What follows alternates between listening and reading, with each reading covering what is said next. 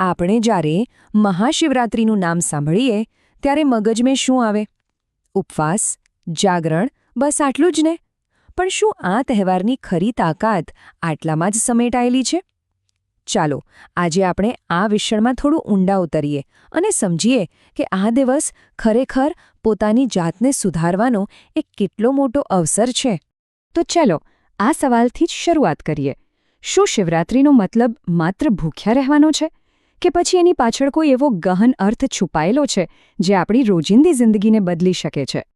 અને જુઓ, અહીં જ આખી વાતનો સાર આવી જાય છે. સાચો ઉપવાસ અન્નનો નહીં, પણ આપણા મનમાં ભરાયેલા વિકારોનો છે. એટલે કે નકારાત્મક વિચારો, ખરાબ આદતો અને મનની બીજી બધી અશુદ્ધિઓ, એને છોડવી એ જ આ દિવસનો સાચો હેતુ છે.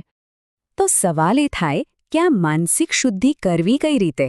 વેલ, આ તહેવાર એનો જવાબ છે. આ દિવસ જીવનમાં સારા બદલાવ લાવવા માટે સંકલ્પ લેવાનો, એટલે કે એક પાક્કો નિર્ણય કરવાનો બેસ્ટ વાર્ષિક મોકો છે. આપણે એને આપણી લાઈફ માટેનું એક રીસેટ બટન પણ કહી શકીએ. એક એવો દિવસ જ્યારે આપણે બધી જૂની, નુકસાનકારક વાતોને ભૂલીને એક નવી, સારી શરૂઆત કરી શકીએ છીએ. આજનો સમય કેવો છે? ચારે બાજુ તણાવ અને ડિસ્ટ્રેક્શન.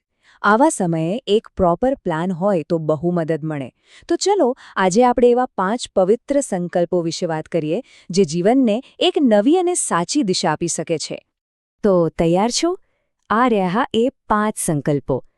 અને ગભરાશો નહીં, આ કોઈ અઘરી વિધિઓ નથી, પણ જીવન જીવવાની એકદમ સિમ્પલ અને સુપર ઇફેક્ટિવ રીત છે.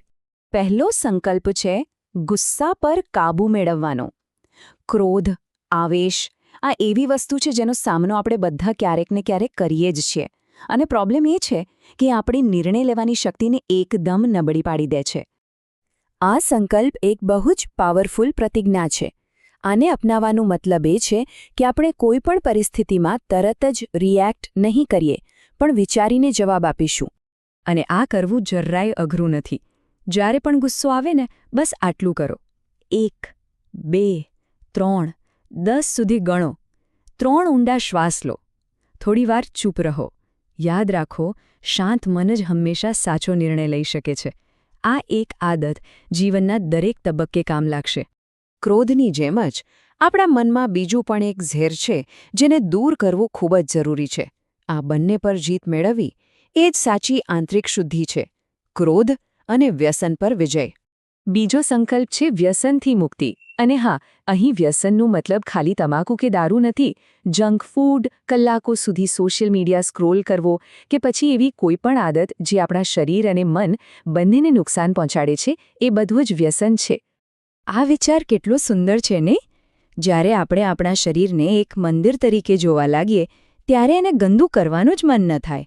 આ સંકલ્પ શારીરિક અને માનસિક બંને રીતે શુદ્ધ રહેવાનો પાયો છે. સારું, તો આપણે ગુસ્સો અને વ્યસન જેવી નેગેટિવ વસ્તુઓને દૂર કરી. હવે શું? હવે સમય છે પોઝિટિવ આદતો બનાવવાનું. તો ચાલો હવે એવા સંકલ્પો જોઈએ જે જીવનમાં શાંતિ અને સેવાનો રસ્તો ખોલી આપે છે. ત્રીજો સંકલ્પ છે મનની સ્થિરતાનો. આજની ભાગદોડવાળી જિંદગીમાં મનની શાંતિ, સફળતા જેટલી જ કદાચ એનાથી પણ વધારે જરૂરી છે. કારણ કે સ્થિર મન વગર કોઈ સુખ સાચું સુખ નથી.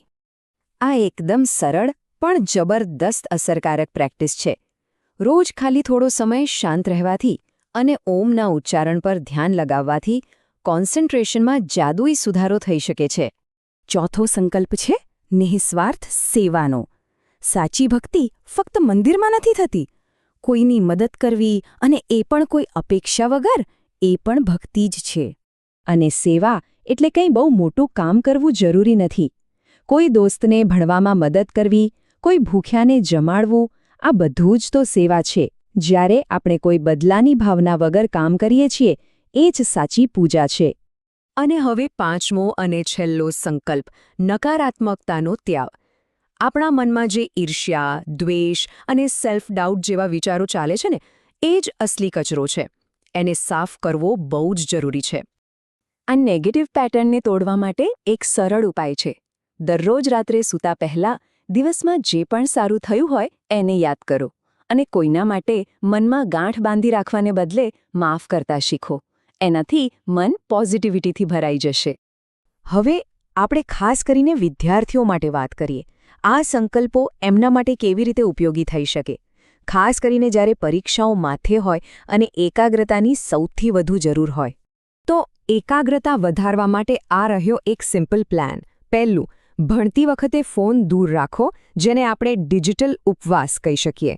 બીજું, રોજ 5 મિનિટ ઓમનો જાપ કરો. ત્રીજું, એક સમયે એક જ વિષય પર ફોકસ કરો. અને જ્યારે પણ સ્ટ્રેસ ફીલ થાય 10 ઊંડા શ્વાસ લો. આ એક કમ્પ્લીટ ટૂલ કિટ છે. અને આ કોઈ મનની વાત નથી. સાયન્સ પણ એવું કહે છે. રિસર્ચમાં સાબિત થયું છે કે ઓમના ઉચ્ચારણથી આપણા બ્રેન વેવ સ્ટેબલ થાય છે, જેનાથી સીધી રીતે એકાગ્રતા અને શાંતિ વધે છે. આના ફાયદા એકદમ ક્લિયર છે. યાદાશત વધે છે, ફોકસ કરવાની શક્તિ સુધરે છે અને પરીક્ષાનો તણાવ અને ચિંતા ઘટે છે. ભણવામાં સારું પરફોર્મ કરવા માટે આ પ્રેક્ટિસ ખૂબ જ ફાયદાકારક છે. તો ચાલો, આ શક્તિશાળી મંત્ર સાથે આજની વાત પૂરી કરીએ. આ માત્ર એક વાક્ય નથી, પણ એક સંકલ્પ છે. મહાશિવરાત્રિનો સાચો તહેવાર ત્યારે જ ઉજવાશે જ્યારે આપણે આપણા ડર પર જીત મેળવીશું અને શાંતિથી આપણું બેસ્ટ પરફોર્મન્સ આપીશું.